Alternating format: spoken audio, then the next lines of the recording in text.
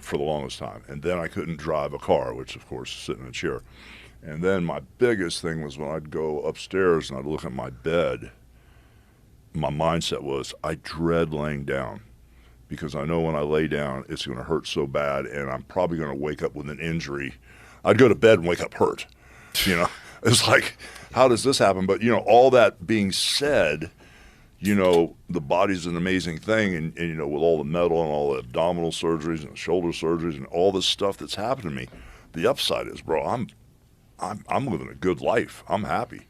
I may not be able to run as good as him or walk as good as you, but at the end of the day, I'm 7 years old. I train every day. I eat great.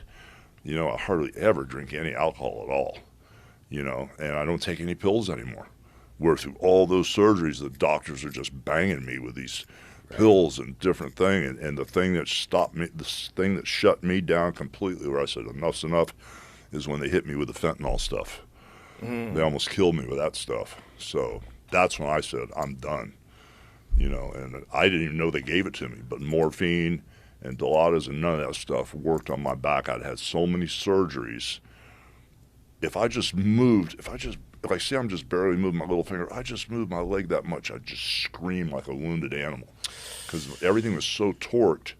And then there's one night when I don't know what I was taking. I guess they had me on the fentanyl things you stick up under your gums and the patches on my legs and the lollipops. Remember one night my body just completely torqued and my head and shoulders were facing the opposite way. And it took a bunch of EMTs to get me out of the house. And when I came back, I said, that's it. I'm done. And I called one of my buddies in LA and they prescribed the fentanyl to me. And the insurance didn't cover it, so it was $2,000 every 2 days. And the pharmacist says, I've never seen anybody on so much fentanyl and still be alive. And so that was the prescription they were giving me because my back was so bad. They cut on me so much and compromised the structural integrity of my back by cutting so much bone away that I was just a mess, And so 1 year, if I went to LA, another buddy of mine in Atlanta said, I can get you off it in 6 months. And I laid out everything I had, and I said, I'm going to get off this crap in 2 weeks. 2 weeks. And I had these 150 milligram patches that go on my legs, and they would give me these 280 fentanyl pills, and you'd have to stuff them under your gums in the morning and then at night. And they were giving me 15 of these 1,500 milligram lollipop things to eat during the day. That's how drugged up they had me. And in 2 weeks, I laid it all out, and I told my ex-wife at the time, I'm going upstairs, bring me about 15 gallons of water. I don't want to see anybody. And first thing I did was cut the patches in half and put them on my legs like an idiot. And I called my pain doctor and told him what I did. He goes, take that shit off your legs. That's how people overdose. Because they're time released. And here I'm cutting them in half and putting them on my legs, so I'm getting the full-blown. Oh, no. Yeah, so I pulled them right off. Thank God. I mean, I called him right away to tell him what I did. And so that would have been my first mistake, But I sat up there, and I was there almost 2.5 weeks. And I sweated through the bed, all the way through the mattress and stuff several times.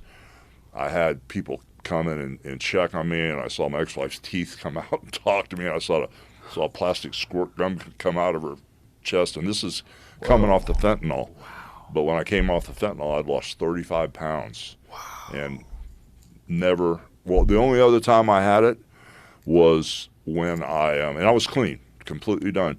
The only other time I had it was after a shoulder surgery when I got an infection. They had me on a drip line.